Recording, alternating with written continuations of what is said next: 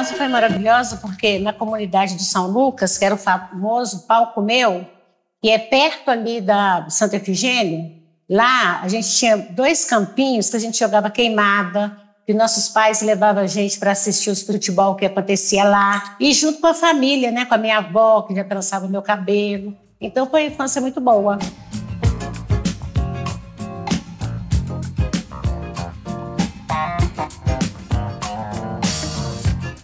Nós somos 6 irmãos, Gilson, Adilson, Cleonice, Gersina e Gerson, e meu paizinho e minha mãe, né, que é Dona Eunice e o senhor Jesus. E a minha avó, Maria da Conceição Margarida. Você é a mais velha dos irmãos? Eu sou a mais velha dos irmãos e a mais bonita.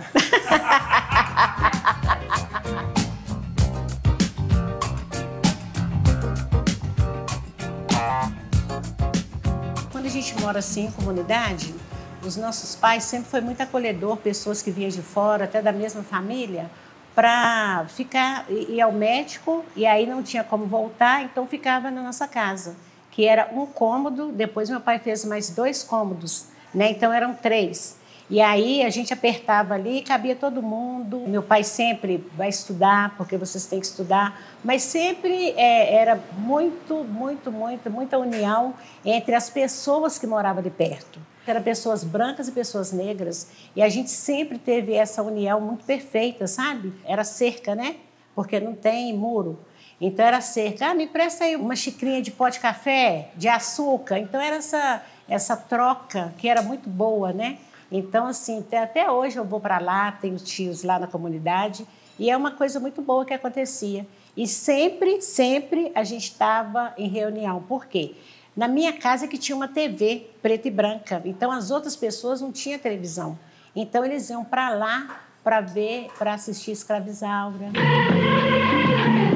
Ela nasceu branca e escrava. É difícil. Pertencia a senzala, mas foi criada na Casa Grande, de Bernardo Guimarães, a escrava Isaura. Eu achava assim uma coisa diferente, né, para aqueles dias lá. Depois foi acontecendo coisas boas com ela, né? Mas aí, no mesmo tempo, era uma coisa que a gente já vê, essa questão da consciência, da negritude, sabe? É assim que eu acabo com vocês. Eu não tenho medo, não. Vocês podem até deixar eu em carne viva, que eu ainda dou cabo da vida de vocês. Muita coisa que a gente xingava, né? Então, quando estava batendo negro, aqueles açoites, aquelas coisas, a gente falava, não faço não sei o quê. Daí que a gente ia descobrindo como que eram antigamente os escravos, né? Os ancestrais, tudo, né? Minha mãe veio de uma cidade peçanha que ela conta isso. Ela fala como que era tratada. Se fizesse xixi na cama, apanhava 3 dias para não fazer mais, né? Então, como que você prende e repreende uma pessoa dessa, né? Então, porque eram pessoas que a minha mãe trabalhava na casa de família, pessoas brancas que já maltratavam naquela época.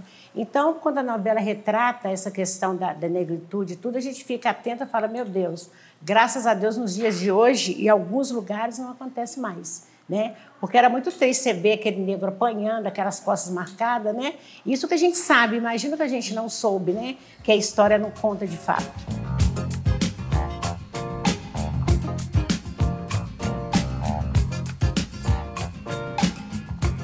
Desde a comunidade, a gente já aprende isso.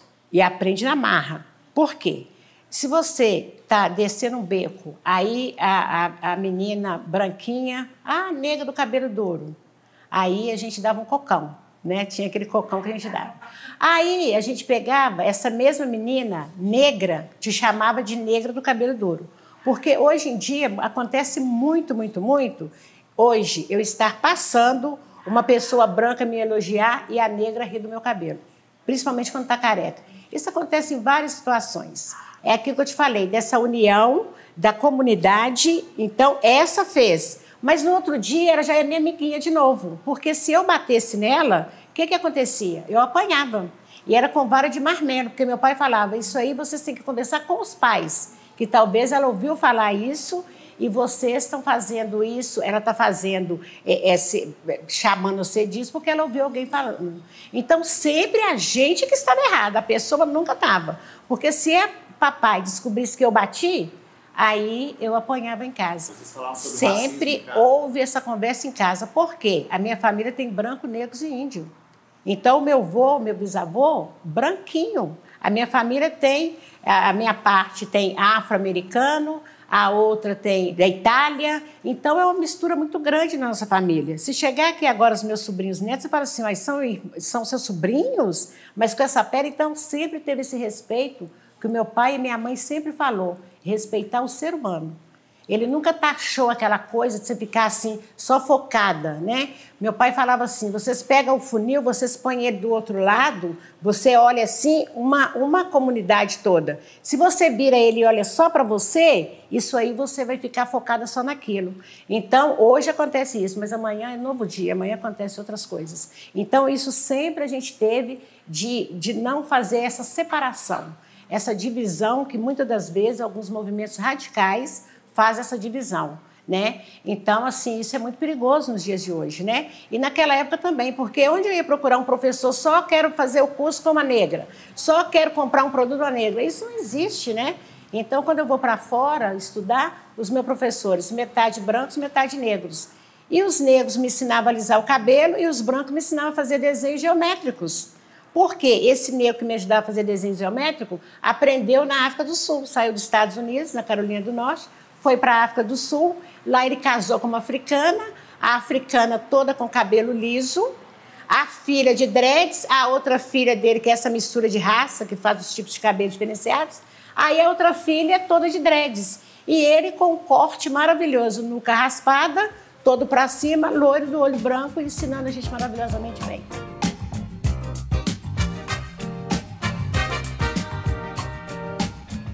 Falar do meu pai, eu vou te falar, uma pessoa maravilhosa, que era meu pai Trocino. Quando eu comecei o salão, espelho, colocar uma coisinha, um parafuso, tudo isso, ele era muito assim, cuidadoso com isso, né? Meu pai trabalhou no estado de Minas, lá ele foi serviços gerais no início e aposentou no jornal. Então ele trabalhava à noite, então durante o dia estava sempre à disposição para ajudar todos os filhos. E ele tinha essa mania de saber tudo. Ah, isso aí eu sei. Tem uma foto ali que era um banquinho redondo para manicure. Ele falou, não, isso aí é fácil, você compra um banquinho redondo e tal, o que eu faço? Então, era um pai muito presente na nossa vida, né? Ele falava com a gente assim, vocês compram tudo à vista, porque ele ganhava o salário dele e era tudo à vista. Então, lá no São Lucas, na idade de 12, 13 anos, eu tinha uma fábrica de chup-chup, onde ele anotava esse chup-chup, pagava essas pessoas a comissão e anotava tudo. Então, se hoje a gente deve alguma coisa assim, que está atrasado, alguma coisa, eu lembro do meu pai, que não era um educador financeiro, mas para a gente ele falava, tem que comprar tudo à vista e pagar. Morreu não devendo um centavo. A minha mãe, nosso Deus, Dona Eunice Borges Margarida, cozinheira da MBR, foi ela que me incentivou a fazer os cursos, primeiro a minha avó, né? Mas ela que me incentivou a fazer os cursos, e desses cursos ela falava, minha filha, toma esse dinheirinho aqui, deixava no envelope, eu era procuradora dela, porque ela não sabia ler nem escrever. Mas era uma mulher que, se ela chegasse aqui, você falava assim, nossa, sua mãe é formada em quê? Porque de uma sabedoria tremenda, né? Então, a minha mãe conseguiu trazer os parentes dela do interior para cá, sabe? Sempre com uma casa muito boa, que conseguiu comprar junto com a minha avó. Uma mulher, assim, também muito correta. Minha filha, vocês, por favor, vocês têm um negócio de vocês, andam certo, porque o nome é tudo. Está ali olhando para mim, ali, lá, ó. Então, assim, uma coisa maravilhosa é essa Dona Eunice.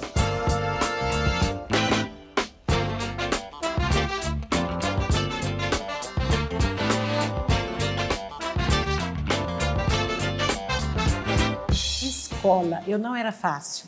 Eu tenho cara que eu era uma menina rebelde. Meu Deus do céu, eu fazia muita bagunça. E uma coisa, estudei numa escola, União Nacional de Servidores Públicos. E lá tinha uma única negra na sala, que era eu, a Albertina. E no segundo ano, aí já eram 2, depois 3, mas sempre foi muito reduzido. Tinha professoras negras que me maltratou uma vez, que ela falava que eu estava fazendo do caderno rabiscado. E teve um dia que ela puxou a minha orelha com muita força, perto do banheiro. E uma professora branca, dona Terezinha, falou, você não pode fazer isso com ela. Ela falou assim, não, essa negrinha você não sabe, desse jeito, negra. Mas aí, na segunda vez, eu falei com ela, o dia que a senhora puxar a minha orelha desse jeito, que chegou a machucar, era uma negra que ela tinha uma cara muito fechada, sabe, uma mulher emburrada, de mal com a vida, né? Por que você acha que ela agiu assim, com esse rigor? Às vezes, o negro com outro negro, ele acha que ele tem esse poder sobre você, dele te tratar da mesma forma que outras pessoas tratam, porque é da mesma raça, e é o contrário. Isso já aconteceu na minha família também, com primos, sobrinhos. Falou alto lá, espera. Então, não tem essa coisa de união entre as pessoas, sabe? É muito raro essas coisas. Então, essa professora achava que ela era dona de mim, para ela puxar a minha orelha daquele jeito, né? E pegar no braço muito forte. Aí a dona Terezinha falava, você não pode fazer isso. A dona Terezinha era esposa do Macedo, que era o diretor da escola. E lá, assim, eu sempre fui muito ativa de limpar, de arrumar. Eu chegava, as carteiras estavam desarrumadas, eu arrumava e tudo.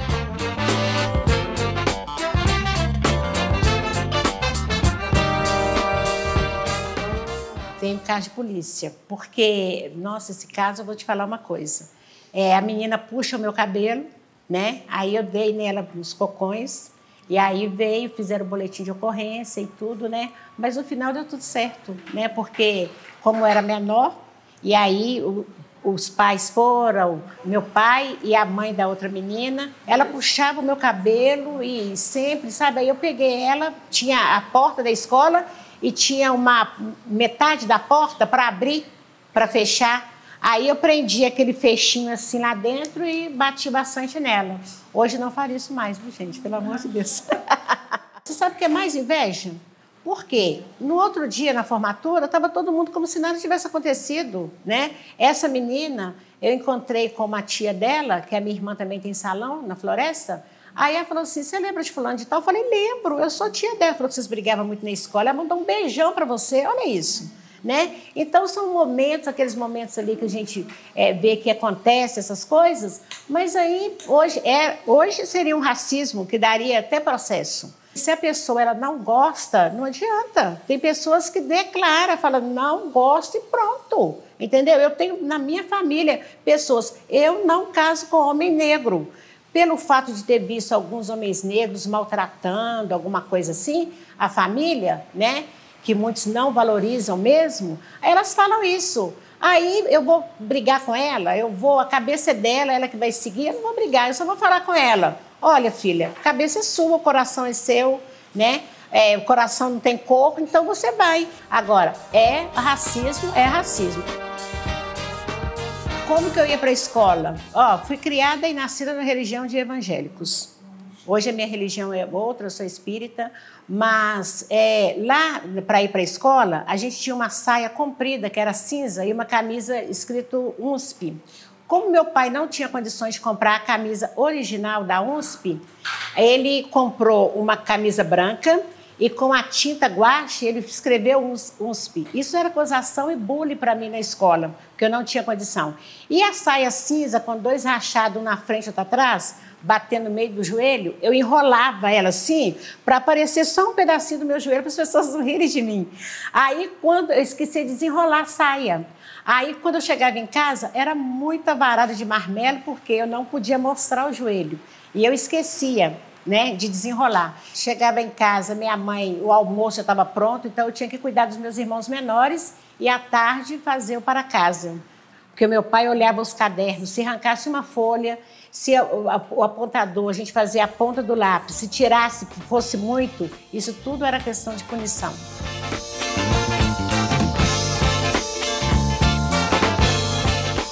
Ai, o Máscara Negra. Meu Deus, o Máscara Negra era um clube ali na Rua Curitiba, perto da Mesbla, e que eu comecei a frequentar e o meu irmão tinha que ir comigo, porque ele era menor e meu pai não deixava a gente sair sozinho. Então, meu pai falava, você pode ir, mas 9, 10 horas você tem que estar em casa. O baile começava tipo 9. Então, eu tinha 1 hora e pouquinho para dançar, que era black music, né? James Brown, soul e tudo isso. Can I count it off? 1, 2, 3, 4. Get up, get on up. Get up, get on up. Stay on the scene. Get on up like a sex machine. Aí, meu irmão ficava aí embaixo esperando. e até eu descer. Aí eu preferia ficar, porque ele falava assim, se você chegar às 10h05, você vai ficar 4 sábados sem ir. Então eu preferia chegar 15:10, pegar um ônibus Esplanada, descer lá embaixo, sendo que o São Geraldo, ele parava na porta da minha casa, mas eu pegava o Esplanada para ganhar tempo para chegar cedo, porque ele estava lá na sala, já no São Geraldo, esperando para ver o horário. Ah, muito bem. E ele era muito rigoroso com isso, esse negócio de horário. Então, meu irmão, até hoje, meu irmão tem 60 anos, Gerson, ele fala, nossa, Bê, você lembra que você ficava lá? Porque eu sempre fui apaixonado com black music. Get up, get on up, get up, get on up, and then shake your money maker, shake your money maker. Maia. Todos vão dançando com animação. Sandra de Sá.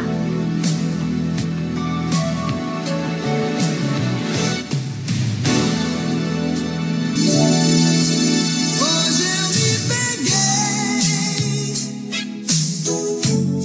pensando em você.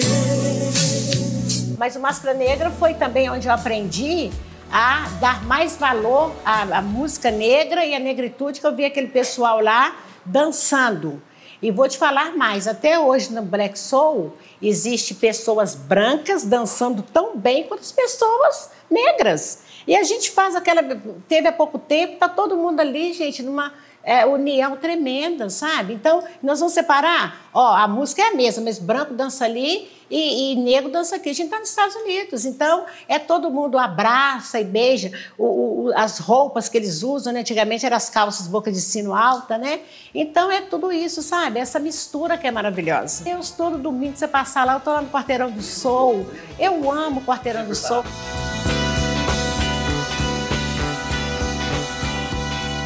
Meu cabelo era todo espetado, porque eu comecei a alisar o cabelo, que a mãe da gente falava assim, olha, Betina, tem que alisar porque fica esse cabelo muito pro alto.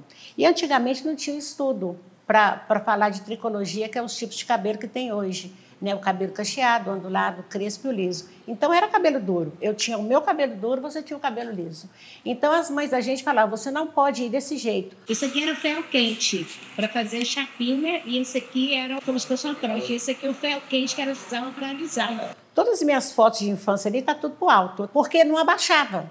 Então, mesmo fazendo esse alisamento, ele ficava espetado. E eu não estava nem para cabelo, que eu gostava toda de ficar assim. Aí eu punha 2 rolinhos para ele ficar uma franjinha para cima e colocava um grampinho até chegar na porta do colégio. Aí na porta do colégio ou da escola, eu tirava esse grampinho. Aí ficava aquele negócio assim, mais bula em cima do meu cabelo. Aí eu falei com as meninas, vocês vão ver, um dia eu vou ser cabeleireira e tal. Aí a minha avó sai do São Geraldo, do São Lucas, vai para o São Geraldo, compra um lote lá. Eu fazendo chup-chup com a minha mãe, é que a gente consegue construir aquela casa, né? E aí a minha avó era o saquinho de leite, que ela era catadora de recicláveis e tudo.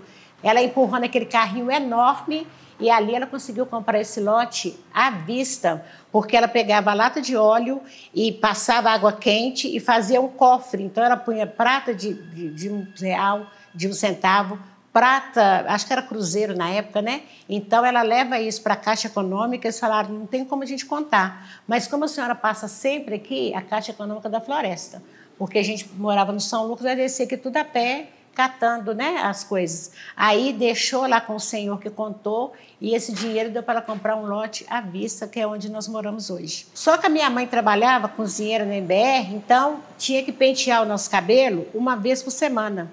Então, a minha avó saía do São Geraldo uma vez por semana, não me lembro o dia, e ela trançava o meu cabelo. Eu era mais que fazia bagunça. Ai, ui, ui, vó, tá doendo. Esse cabelo dói demais, pelo amor de Deus. Ela partia o meu cabelo, dividia ao meio, fazia 3 tranças e emendava essas tranças e colocava uma xuxinha.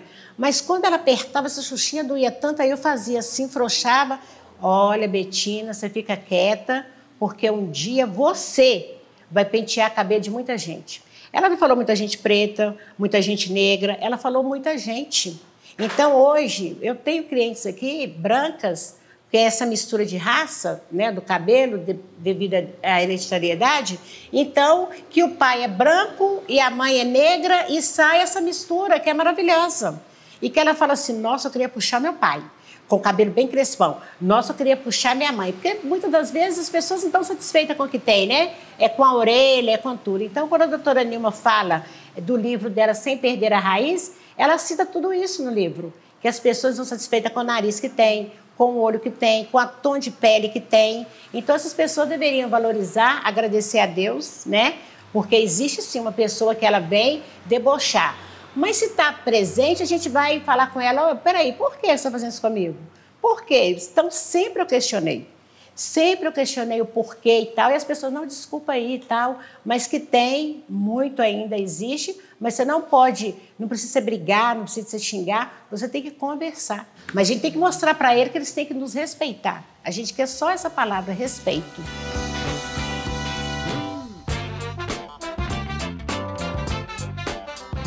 17 anos. Falei com a dona Ida, ó, a senhora não vai me ver mais aqui, porque era uma pasta muito forte, que essa pasta, ela doía todo o couro cabeludo, ficava queimando, não existia lavatórios, existia um tanque que você lavava a cabeça, de cabeça para baixo, e aquilo fecha o olho e tudo, com medo de abrir, que é aquela coisa, queimar o olho da gente, né? Porque não tinha essa coisa de pH, de alcalinidade, era tudo feito ali no braçal, né? Essa pasta branca, né? Que eu falava que era pasta do bicho, porque era uma coisa horrível. Doía demais, ardia demais. Aí, sabe com o que neutralizava? Com vinagre. Meio copo de água, meio copo de vinagre. Quando jogava o vinagre, isso era uma agressão, era uma dor que, nosso Deus. Então, graças a Deus, nos dias de hoje, isso, né, cessou. E aí eu comecei a cortar curtinho o cabelo. Eu comecei a cortar curtinho com um senhor que eu tenho vontade de matar ele até hoje, um barbeiro. Eu falei com ele, olha, eu quero cortar, tirar só as pontas. Não existia a palavra transição. Aí eu quero cortar só as pontas. Ele pega uma máquina, que eu tenho até a máquina ali, que era meu acervo ali, a máquina sem elétrica, sem nada, e ele sai puxando meu cabelo todo. Eu falei, não dá para você colocar um pentinho de suporte? Não, aqui é assim. Aí ele fez aqui assim para cima e foi pegando a tesoura com o cabelo molhado, foi pegando e cortando, deixou cheio de buraco meu cabelo. Aí eu vim com um gel, que era uma pasta, eu não lembro o nome desse gel, aí eu passava para ficar assim, mais ou menos. Foi onde eu comecei a estudar cabelo. Não é qualquer pessoa que toca no seu cabelo, sabe? Então, tem pessoas que tocam no cabelo, aí você sente aquela energia muito negativa, né? Então, tem tudo isso, né? Então, você tem que estar muito bem preparada espiritualmente para estar cuidando e tudo. Da mesma forma que tem pessoas negativas que transmitem isso para a gente também, né? Então, isso acontece muito. Eu vi que a dona Isa... a dona Ida passava aquela pasta forte. O outro, eu fui no barbeiro, não sabia cortar meu cabelo. Aí eu ganhei uma bolsa, fiz primeiro a manicure, lá em cima, era pelo Senac, mas tinha unidade de móveis no Pompeia. Aí eu fiz manicure. Aí comecei, meu pai colocou no jornal, manicure e pedicure, e colocou um telefone que a gente já tinha lá no São Lucas, nós tínhamos um telefone também. Compramos tudo com a chup-chup. Uma geladeira vermelha, um telefone e uma máquina, não sei se era de fazer bolinho, um negócio assim. E aí eu fui fazer unha, colocava minha sacolinha e fui fazer a unha a domicílio. Fazendo unha a domicílio, as pessoas perguntavam se eu mexia com o cabelo. Na minha comunidade, no Anchieta, Serra, Capivari, ali na região da Savassi. Aí eu passando pela Savassi, eu vi servas, cursos de cabeleireiros, de graça. Aí lá eu fiz a minha inscrição. Lá na Pompeia eu fiz manicure. Lá foi a minha primeira escola, no Servas, que eu aprendi como cuidar do cabelo. É um curso básico de 3 meses. E a minha professora, 2 mulheres negras. Mas a professora de química era branca e me ensinou muito como descolorir o cabelo, como fazer, porque cada um da sua especialidade. Então lá eu tive esse gosto de mexer com o cabelo e aprender a colocar rolinho, porque eu achava, quando eu colocava o rolinho, soltava os cachos, eu achava aquilo belíssimo. A minha professora falou, você não quer escovar cabelo, eu vou te dar bomba. Aí eu falei, professora, pelo amor de Deus, o cacho é mais bonito. Aí que eu fui tomando gosto, aí eu falei, meu Deus, é isso que eu quero.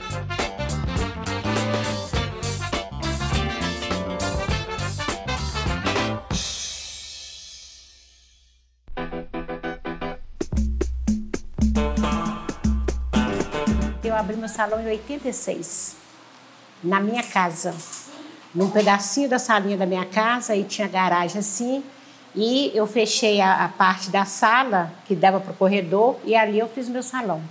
E o meu pai, ele chegava de madrugada, cansado do serviço, então tinha umas meninas que elas riam muito alto, e eu começava a trabalhar às 7 horas da manhã, porque eu mexia com alisamento e enrolar cabelo.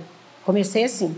E aí, ela chegava muito cedo no salão, para já estar adiantada, para adiantar o trabalho delas e tudo, né? Então, geralmente chegava às 7 horas. Aí elas riam alto e meu pai estava dormindo. Ele chegava tipo 4, 5 horas da manhã. Aí ele falou assim, esse negócio não vai dar certo aqui não. Aí sempre tem a mãe. Minha mãe, vai sim, porque é só ela pedir para falar um pouquinho mais baixo. Aí eu pegava os produtos galão, e a minha avó fazia a reciclagem dos vidrinhos, então eu comprei a etiquetinha shampoo, creme e creme de pentear. Colocava. Então eu tinha aquele monte de potinho para vender esses produtos dentro do salão. Então eu vendia lá. Então eu começo meu primeiro salão em 86 na minha casa. Da minha casa eu fui para o Caetano Furquim.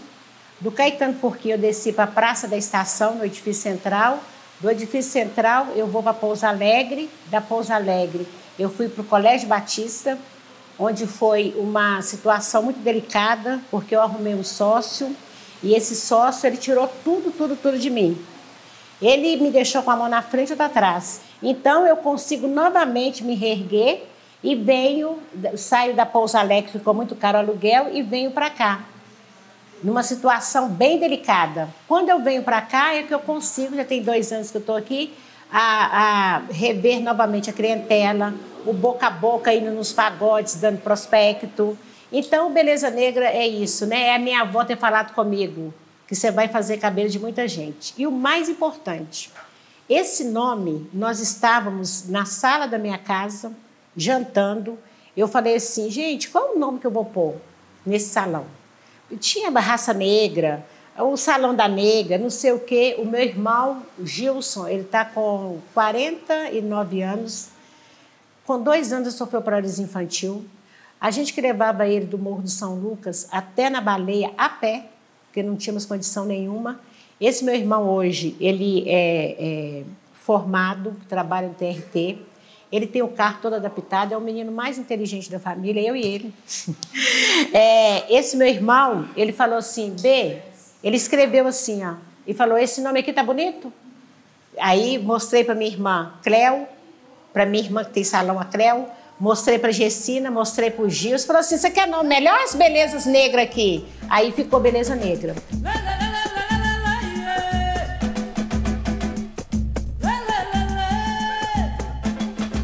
Quando você me faz essa pergunta, eu lembro de uma música de Milton Nascimento, que nós já penteamos, eu e a Adriana penteamos o Milton. Ele fala, foi no baile da vida, né, em troca de pão. Então, quando eu comecei no meu primeiro ano, a dona Madalena, da Casa do Barbeiro, fez o primeiro evento de cabelo no SESI Minas. E ela me chamou para esse evento, como eu já estava assim, preparar o salão e tudo, né? Ela falou, eu quero que você faça uma apresentação de um corte de cabelo e uma trança. Então, foi muito lindo esse evento, porque todos os eventos que eu já fiz, os primeiros assentados na primeira cadeira, Dona Eunice Sogés. Todos os eventos, os álbuns que tem aí, todos, Beleza Negra e o Congresso Étnico, foram 19 anos de Beleza Negra e 7, 8, 9 de Congresso Étnico.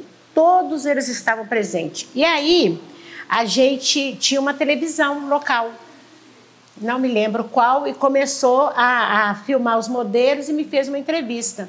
eu gaguejando, falei que era o meu primeiro trabalho, que eu estava participando. Daí as outras empresas que estavam lá expondo me convidavam para fazer esses eventos, mas nunca era pago.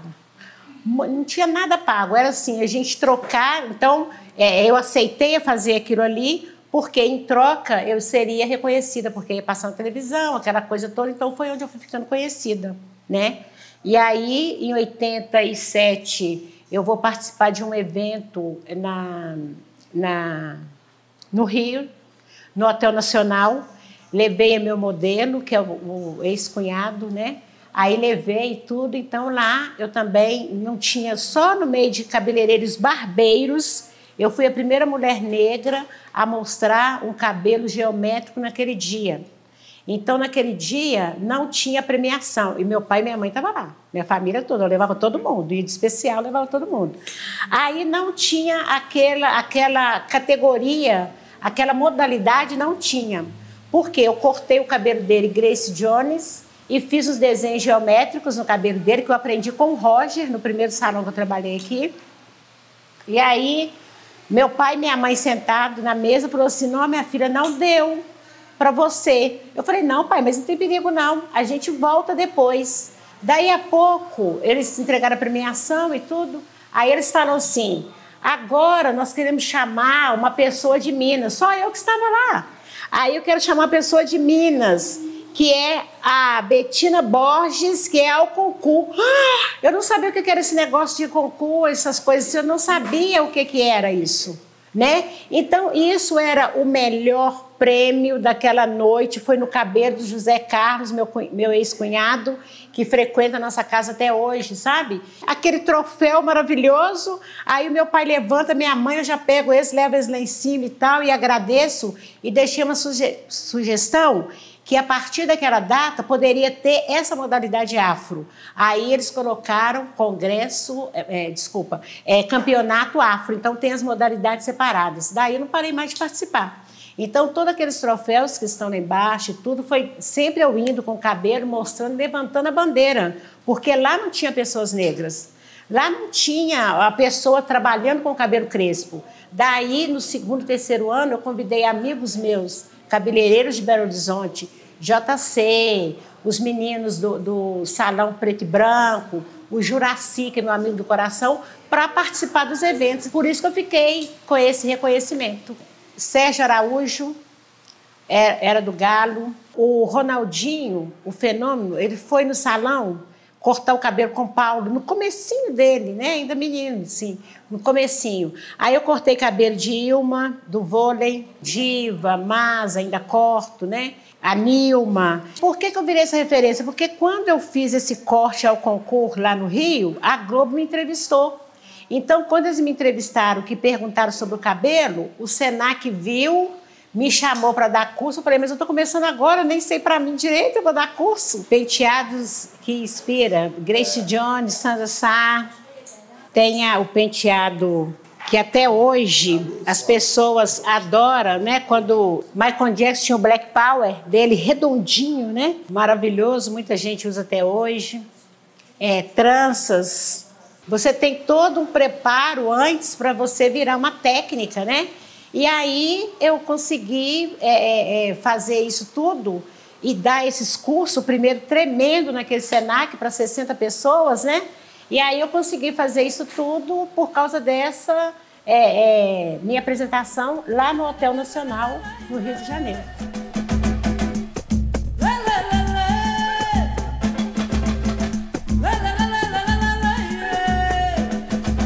Quando surgiu a oportunidade de ir para os Estados Unidos, foi do Senac, que lá eu conheci uma pessoa, aí ela falou assim, ó, a gente vai fazer um sorteio no evento, e aí tem 50% de bolsa. Eu falei, eu vou ganhar.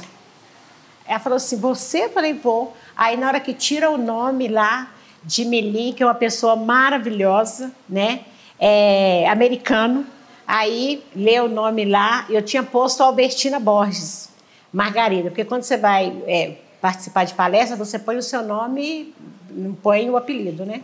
Aí saiu Albertina Borges, 15 dias para fazer esse curso lá nos Estados Unidos. Eu falei, não estou acreditando. Só contei para minha mãe. Aí eu contei para minha mãe, ela falou assim, nossa, agora você vai para esse lugar, lá foi em 95. Agora você vai para lá, você vai ficar, vai me abandonar? Eu falei, jamais, mãe. Não tenho coragem de ir para estudar, mas para ficar, não.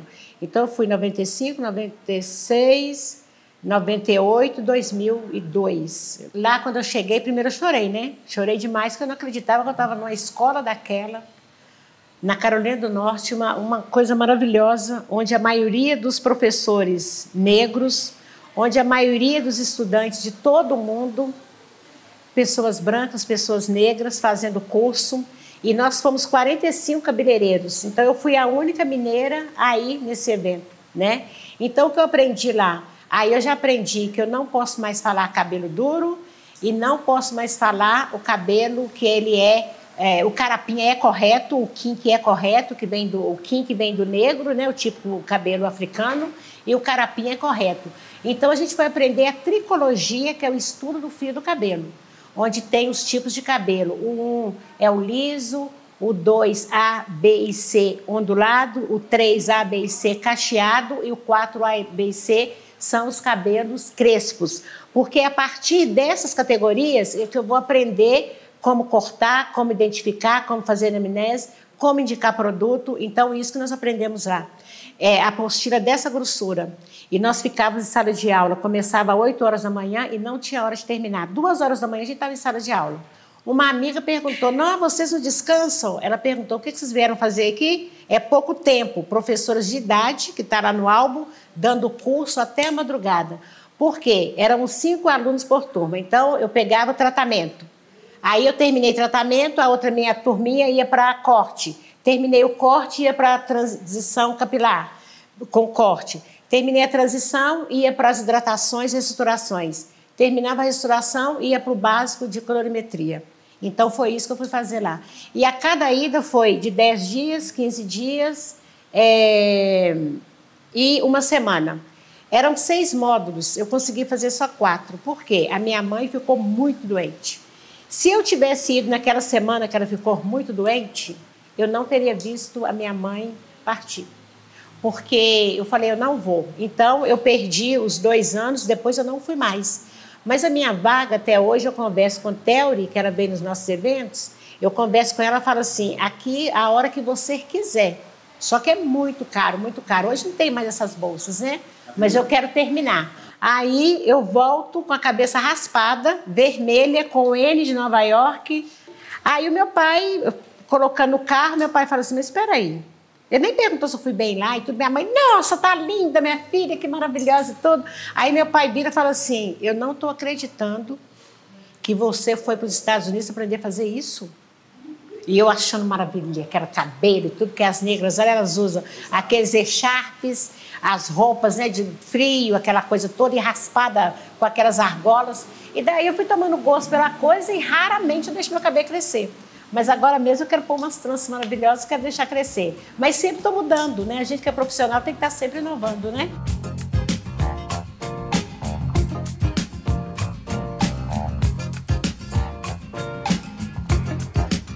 Eu já venho de lá falando que o cabelo alisado não fica muito bom. Porque as pessoas vão alisar, elas têm que ter um tratamento contínuo, porque esse cabelo vai sofrer uma transformação química.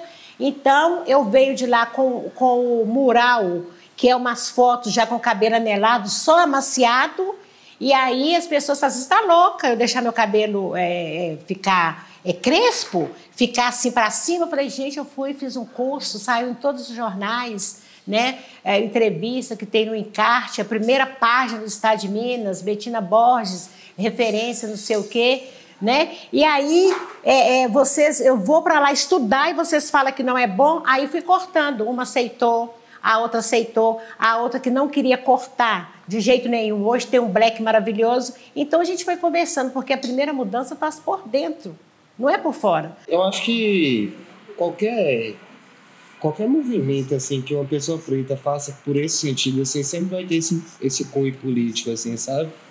Então, assim, não desmerecendo também quem queira usar um alisado, quem queira raspar, ou quem queira pintar, descolorir, etc, sabe?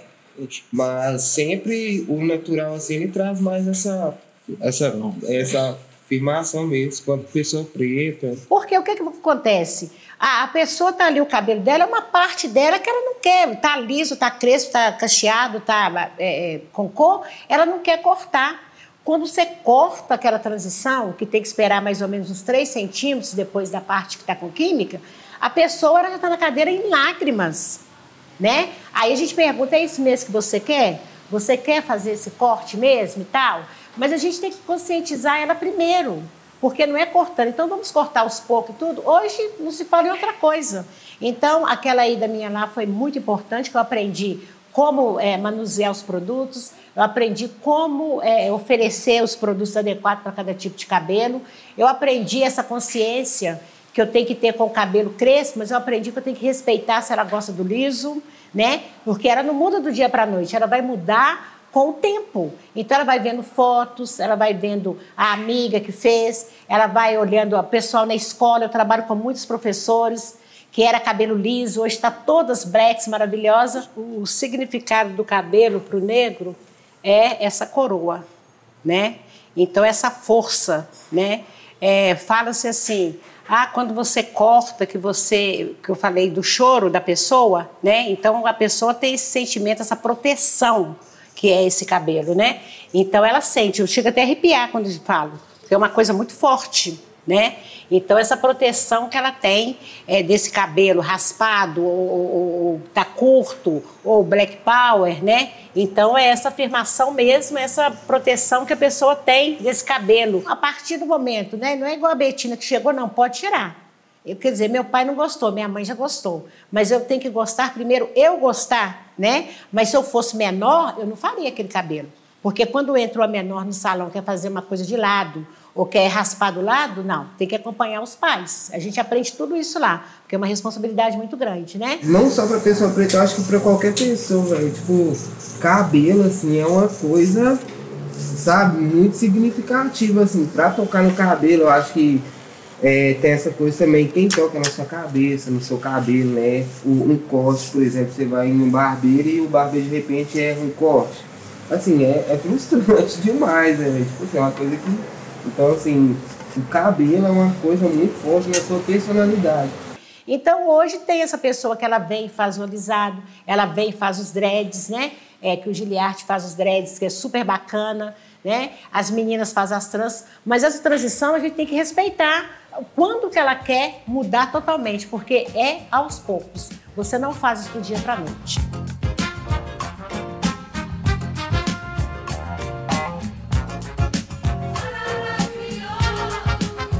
Primeiro, Luzia, professora Luzia, era a orientadora dela. Então, a professora Luzia falou comigo assim, nós cortávamos o cabelo da Luzia. Luzia também já partiu, né? E aí, nós cortávamos o cabelo dela e falou assim, Betina, eu tenho uma pessoa que eu estou orientando, chama Nilma Lino. Eu gostaria de te pedir o espaço do seu salão para ela fazer a entrevista com as pessoas.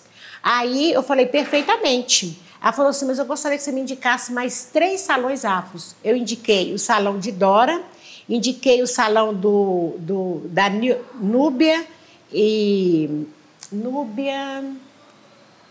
a Jaqueline. E aí ela foi fazer entrevista também nesses salões. E o Paulo, que quando ela foi fazer essa pesquisa, o Paulo tinha acabado de partir, que é um cabeleireiro que nos ajudou muito, que era meu braço direito, acidente de moto. E a doutora Nilma põe em memória, põe o nome do Paulo no livro dela, Sem Perder a Raiz. Então ela veio para o salão, era quase todos os dias, com a cardenetinha, entrevistando as pessoas, né?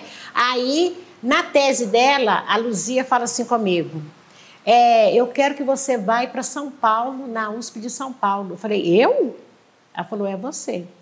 Aí... Nossa, mas aí eu não tenho condição. Não, eu não estou perguntando se você tem condição, você vai. Então eu fui, Luzia e Nilma, nós fomos de passagem de avião para ver aquela tese que quando a Nilma começou a falar, aí eu não sabia que tudo isso ia dar um livro para ela e ela tirar esse pedacinho para contar a minha história infantil da minha avó, que ela falava, fica bem quietinha, porque essas 3 trancinhas que ela fazia, né, no meu cabelo, que eu aprendi a fazer essas 3 tranças, foi onde nas criancinhas eu ia para a escola fazer também.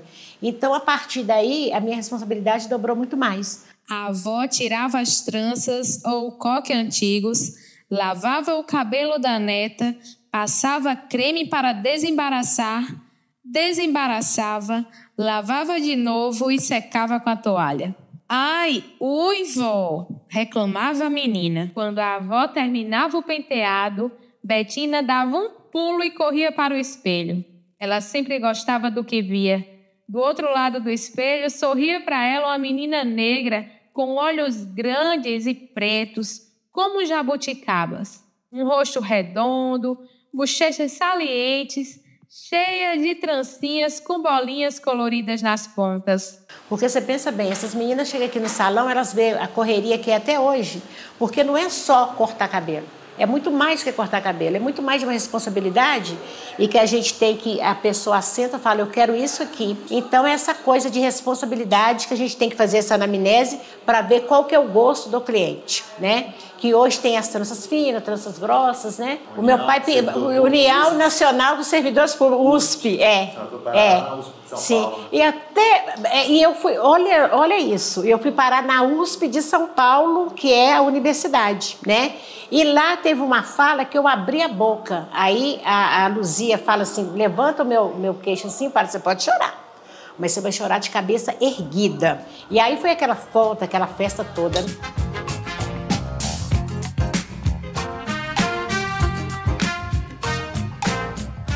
Na pandemia, eu achei que aquele pedaço, aquela coisa que aconteceu na pandemia, aqueles dias, eu achei que estava tudo despedaçando. Sabe? Porque eu abri o salão no sábado, eu e a minha irmã, e a gente depende disso. Então, se não vem ninguém no salão, nós não temos nada o que comprar e tudo. Então, na pandemia, eu trabalhei assustadíssima, mas sempre com a máscara. E aí a gente atendia uma pessoa. Minha irmã fazia uma escova numa enfermeira que precisava de estar com o cabelo limpo e eu cortava um cabelo. Eu achei que aquilo ia ser o fim do mundo. Então, faltou só um pedacinho assim para o Beleza Negra não existir mais. Parecia que eu ouvia a voz da minha mãe falando, olha, vai em frente, que a coisa não está no fim ainda. Aí tudo bem, aí eu comecei a trabalhar atendendo poucas pessoas. Mas quando foi no final da pandemia, em abril, aí eu perco meu pai. Eu falei, acabou, agora não quero saber de mais nada.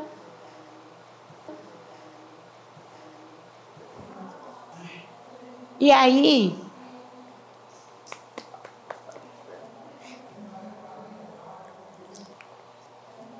eu perco meu pai na pandemia.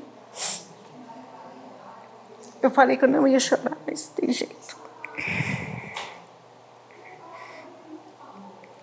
E aí essas pessoas falando que aqui não existia, negando a vacina, fazendo aquelas coisas tudo. Aí eu vi meu pai me sangue com aquela aparelhagem toda, eu falei, meu Deus, meu pai não vai dar conta. E como não deu, aí ele vai embora.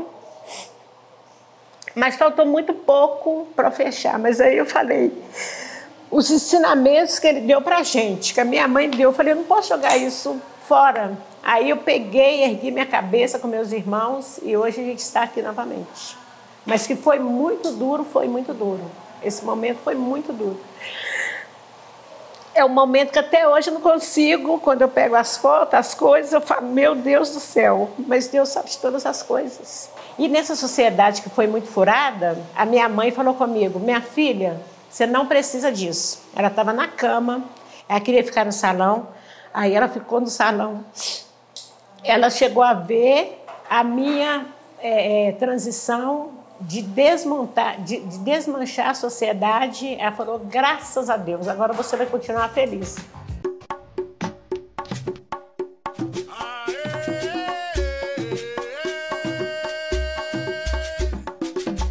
Eu já faço política aqui, isso que a gente está fazendo é política, eu vou para Pedreira, né? Atendo lá segunda, terça e quarta. Chego lá, é um outro movimento, é política.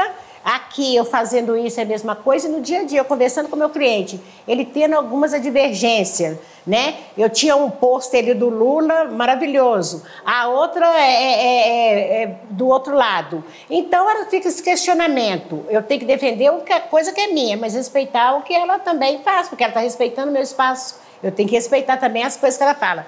Tem hora que dá muita raiva, então a gente fala, peraí, calma lá. Ah, porque o meu é assim, o seu é assim, tal, tal. Então, isso tudo já é política. Esse movimento que a gente faz, esses eventos que participamos, que vou na escolinha, né, com o livrinho Betina, tudo é política. Olha, hoje eu vejo um crescimento, uma consciência profunda, entendeu? Porque se o outro é racista, o problema é dele. Então, ele que tem que se cuidar e ver as suas atitudes.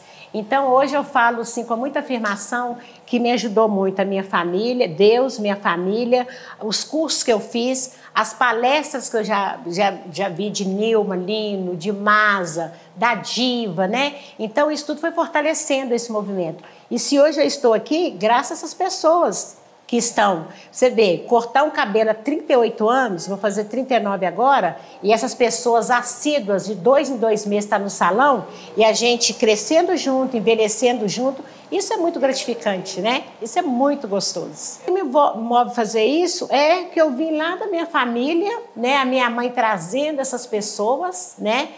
Do interior, deixando a minha casa, fazendo esse acolhimento, e é mais uma missão. Que eu acho que eu tenho essa missão de poder ajudar. Então, eu não quero para mim. Não sou rica, sabe, consegui fazer muita coisa, mas tenho uma família maravilhosa, tenho parentes maravilhosos, tenho amigos, clientes, parceiros maravilhosos, entendeu? Então, o que eu faço hoje dá para mim fazer. Ah, você fala assim, se você for para os Estados Unidos, você vai ganhar muito dinheiro. Quem falou que vai ganhar muito dinheiro? Quer ganhar muitos clientes, que eles sejam felizes? Nossa, me dá um pontinho assim, que o que eu comecei aquela sementinha lá em 95... Hoje eu vejo essa coisa que teve essa transformação por dentro primeiro. Isso aqui é muito gratificante, sabe? Então, assim, a gente plantar e deu a árvore e a gente colheu os frutos. Então, hoje eles vêm com uma proposta diferente, que é cabelos cacheados. Mas a gente já falava isso em 95, não tinha muita aceitação. Hoje fez um boom e tá aí as pessoas maravilhosas, cada um curtindo black, as Rastafari, as tranças, com cada uma com o seu gosto, com o tipo e libertador que é esse cabelo.